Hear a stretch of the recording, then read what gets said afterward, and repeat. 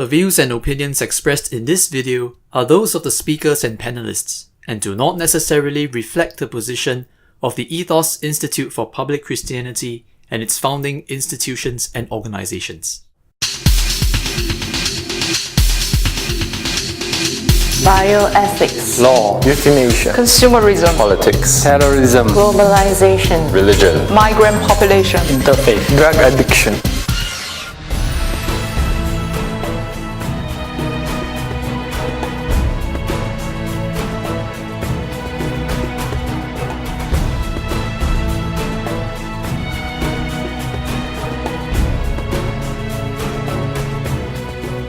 Harvard University's crest used to read Veritas Christou et Ecclesia, Truth for Christ and the Church. Over 100 years ago, the words Christ and Church were dropped from the university crest. So now we have Veritas. There's an old joke that used to circulate in the editorial offices of the First Things magazine. And the joke was that the crest's next iteration would be Veritas. The questioning of truth would honor the postmodern canon that there is no the truth, only your truth and my truth, and what works for you and what works for somebody else. In an age of fake news and rampant multiculturalism, you can understand the huge question mark on the word truth, no longer understood as universally valid, objective, and binding. That is the chorus in our postmodern age. And that rejection of the authority of objective, universal, and eternal, and therefore binding truth is, from a theological standpoint, part and parcel of the larger rejection of God and His authority. So now we have truths, multiple, depending on where you're from, your standpoint, and your perspective. The lecture is in 3 parts. The revolt against authority, the dynamics and manifestations of the rejection of God and authority, secondly, and we will spend most of our time in this second section. And then the third point, I want to make a case for optimum human flourishing as something that happens only when we submit to the authority of God. So first, the revolt against authority. The postmodern problematizing of the notion of universal truth, which I introduced a moment ago. There was a time when the pursuit of truth was something that animated people. Philosophers have, from the dawn of history, sought to arrive at the truth. Plato, in his The Republic, described philosophers as people who have no taste for falsehood, that is, they are completely unwilling to admit what's false, but hate it while cherishing the truth. And that pursuit of truth as the ethos of intellectual life held sway for the longest time in history. While people may have some doubts about the trustworthiness of those who claim to have the truth, there was nevertheless the assumption that the truth will eventually prevail and that falsehood will be shown up for what it is. Not anymore. That concern for truth has now given way to mistrust and the questioning of authority. Radical postmodernists call into question the very notion of truth, and the best that one can say is that truth is what one happens to agree with. The term postmodern or postmodernity or postmodernism is a loose one that's been bandied around. And it's hard to define because it has been used in various ways, often with different meanings and connotations.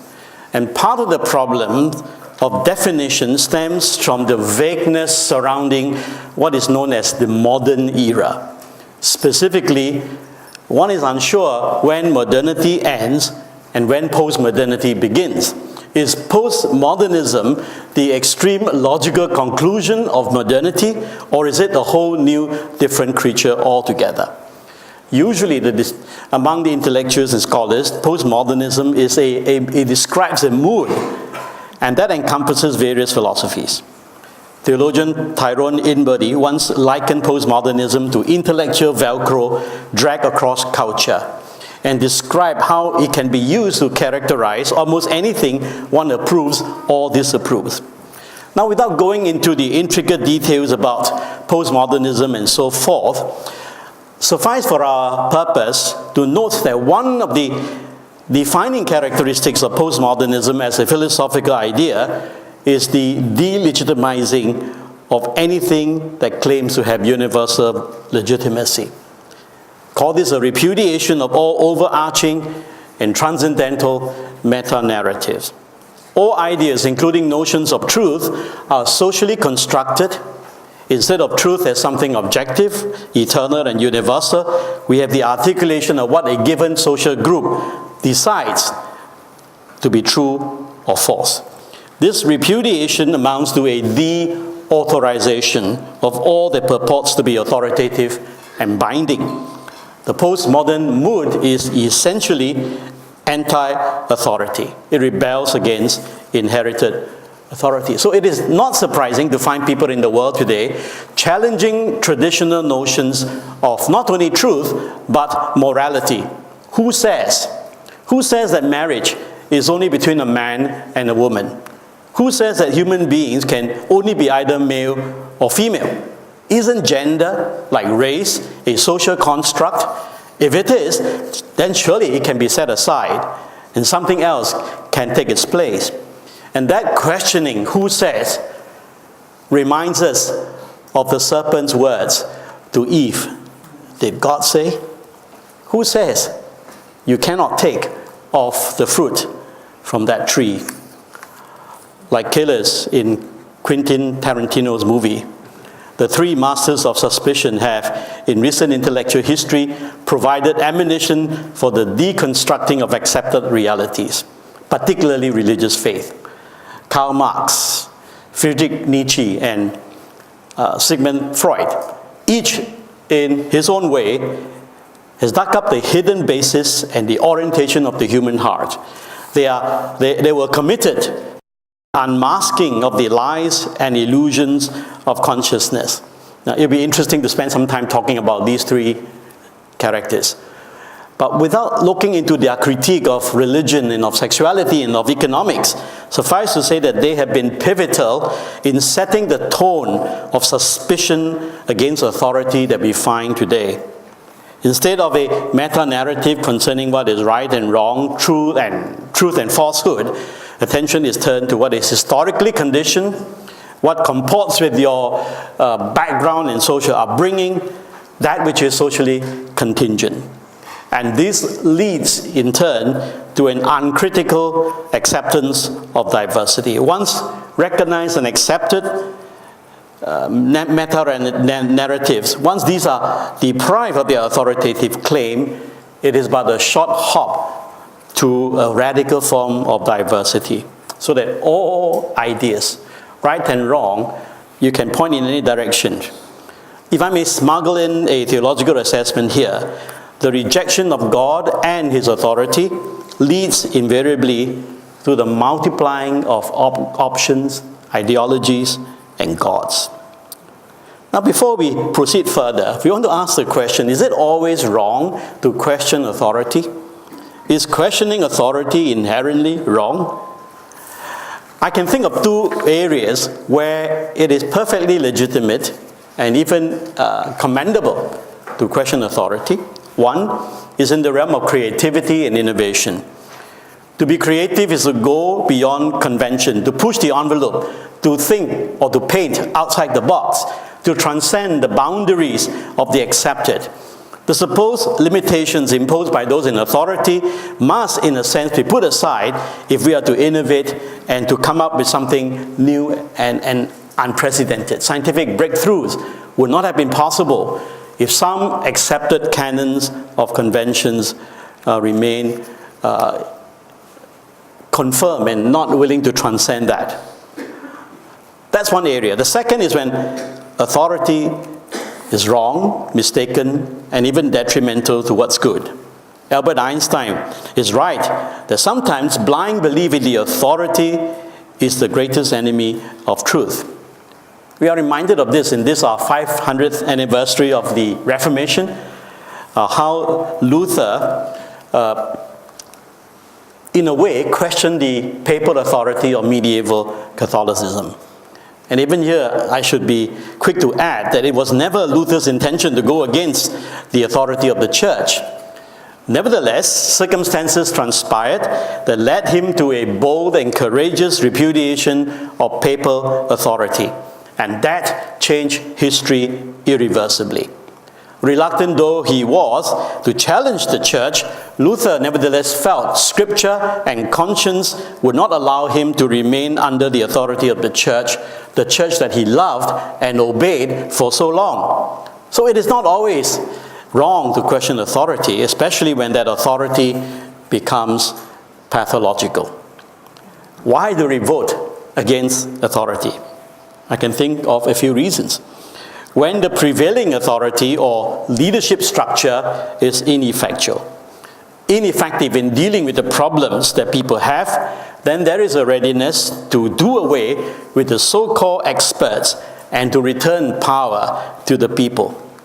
Michael Gove, a Brexit campaigner, coined the immortal line, "People in this country have enough of the experts." The authority of the experts has made things worse. So let's do away with them and the system of authority that they represent. What we see in the populism of our time is but a new incarnation, as it were, of the long-standing practice of people voting out their political leaders when they are no longer delivering on their campaign promises. We revolt against authority when it is oppressive and abusive. Given the fact that sometimes authority can be stifling and even taking away life and the joy of life, then you can understand why overthrowing that straitjacket foisted upon us by the powerful is something that is commendable. Then there are earthly leaders, earthly authority figures who have precipitated a growing distrust of authority. Corrupt politicians, pedophile priests, amorous religious leaders, praying teachers who sexually exploit those under their care. Not to mention powerful movie studios moguls who harass young actresses in exchange for movie roles. All that adds up to a growing disenchantment with the authority figure. We might say distrust of authority and authority figure is at an all-time high. Furthermore, when authority is unreliable, and then we can ask ourselves, should we continue to abide by that authority? We have fake news. President Trump is often associated with the notion of fake news. I'll leave it to you to decide whether he's a perpetrator or a victim of fake news. Can you really trust what you read in the news or hear on TV or from the internet? Politicians and pundits fabricate stories to gain an advantage over their opponents. Thankfully, not all politicians are like that, but there is sufficient bending of the truth or the peddling of half-truths by people in high office that the public is fast becoming wary. Journalists, instead of reporting the news, make news themselves, and in so doing, influence the political process rather than hold politicians accountable to the truth. So we have what is known as post-truth politics. In 2016, post-truth, the word, the adjective, was selected as the word of the year by Oxford Dictionary in the United States and in the UK. And the editors of the Oxford Dictionaries explained that the concept of post-truth has been around since the Gulf War, but in 2016, instances of the use of that word or that phrase, post-truth, has gone up 2,000%.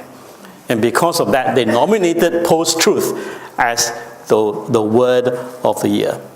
No wonder people are distrustful. And then when authority is stifling, especially within the church, when people come to leadership with new ideas and new proposals, they are often slapped down. And that sense of being constricted by convention precipitates a call for that overthrowing of authority. But I want to suggest that underneath all human attempts at the rejection of authority lies a greater problem, and that is the rejection of God and His authority. We go back to the worldview that I talked about a moment ago about postmodern truth, or the questioning of the notion of truth. Anthony Giddens, a sociologist, contends that we are now living in an age of multiple authorities, where the authority of each cannot be presumed upon. Now, that phenomenon of people distancing themselves from traditional morality and arrogating to themselves the right to decide what is right and wrong, what is good and bad, is not new. Years and years ago, C.S. Lewis touched on this in his book, The Abolition of Man. He talks about the way in which each generation, in seeking to conquer nature and transcend in limitations, ends up conditioning the next generation. And he's talking about these men who were seeking to tame nature, when in fact they contributed to its demise. These men have sacrificed their own share in traditional humanity in order to devote themselves to the task of deciding what humanity shall henceforth mean. Good and bad applied to them are words without content, for it is from them that the content of these words is henceforth to be derived. Good and bad, it depends on how you define it. We are talking about in the early part of the 20th century. In fact, the trend goes even further. You recall when Adam and Eve, what they did, instead of letting God determine what is right and wrong, they decided that they would be the ones to decide. And when humans reject God's authority and take upon themselves the power and right to determine what's right and what's wrong, we end up with problems in our land. What concerns us is the jettisoning of God and His design for life. Friedrich Nietzsche is famous for saying that God is dead. But when we pronounce the death of God, bear in mind Kierkegaard's statement that the killing of God is the most dreadful form of suicide. We cannot throw off God and His authoritative claim on our lives without doing harm to ourselves. The death of God in the 19th century has led to the death of both universal truth and absolute moral values in the 20th century, which in turn will lead, if it has not already done so, to the death of humanity in the 21st century. In the rest of my time, I want to unpack what are some of these manifestations of that rejection of God and the corroding of humanity. The dynamics and manifestations of the rejection of God. It will be interesting to give a historical account of the forces and factors leading up to our present situation. In fact, when I was preparing this, I was tempted to have a whole new section about the medieval time, Renaissance, Enlightenment, and so on, but that will keep you till 10 o'clock, right? So I decided that we know enough of that, but for the Christian believer, it is not enough to look at the terrain from a historical, from a sociological, or from a philosophical standpoint.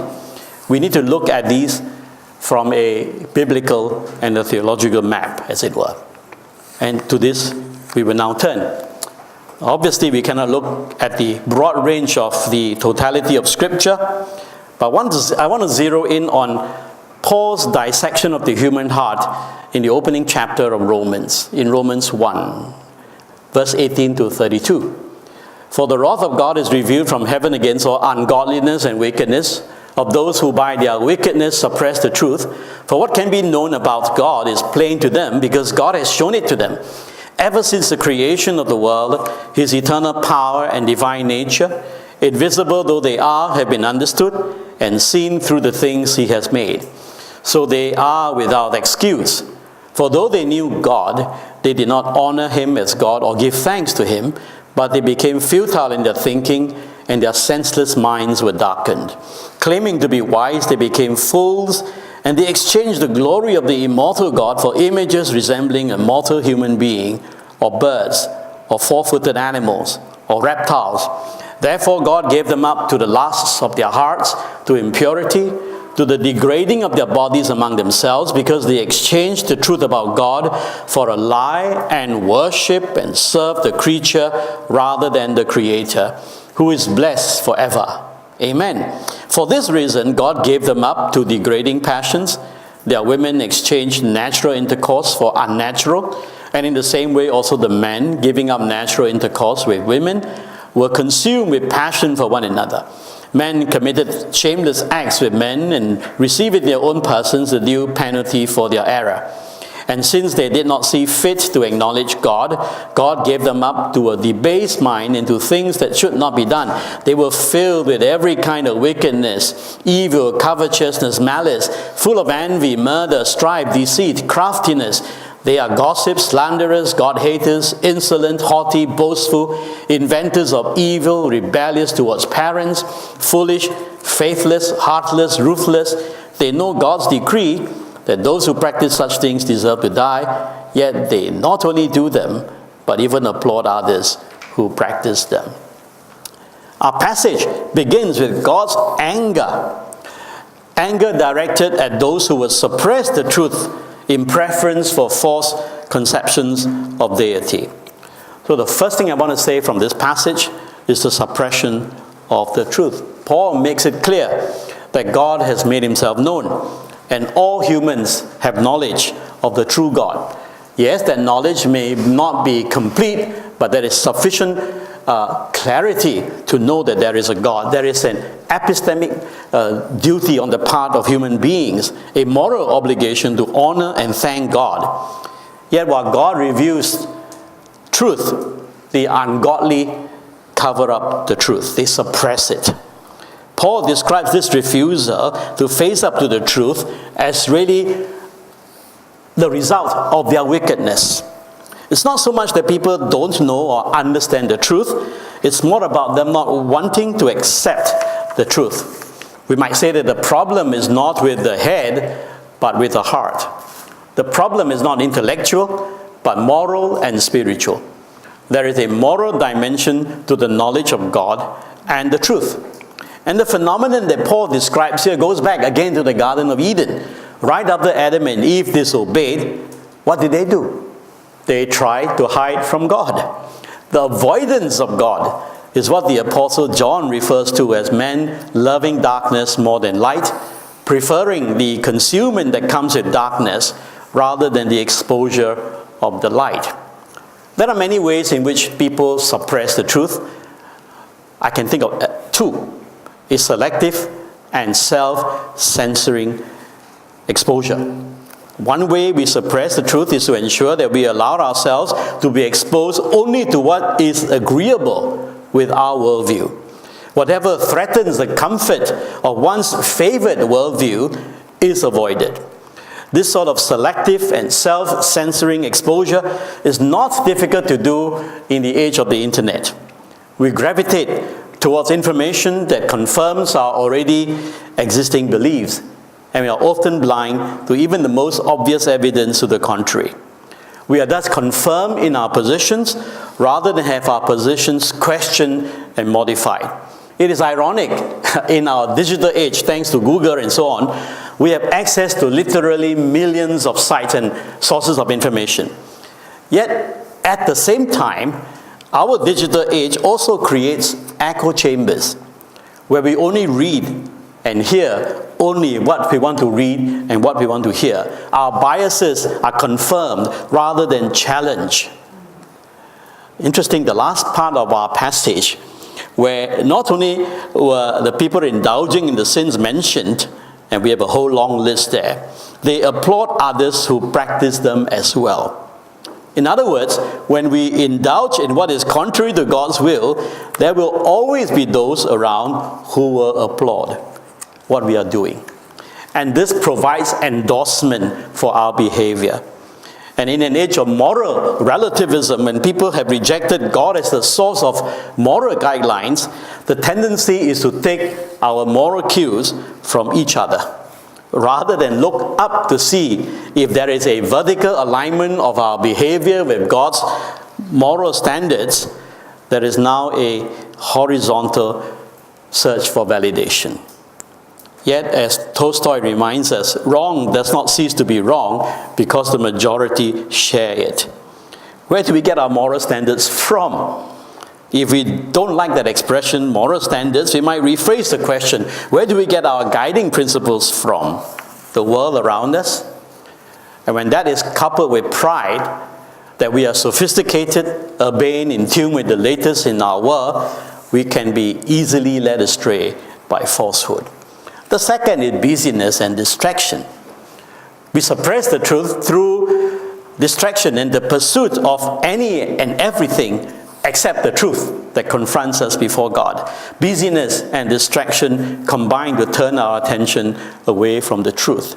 Two novels from the last century describe a dystopic world. The first is 1984 by George Orwell, published in 1949, and the other, A Brave New World by Aldous Huxley, written in 1931, though it was published in 1932. Both present very different theories as to what the future will hold. George Orwell foresaw a future where truth would be concealed from us. Huxley, on the other hand, saw a future where the truth will be drowned in a sea of irrelevance. In short, Orwell feared that what we hate will ruin us.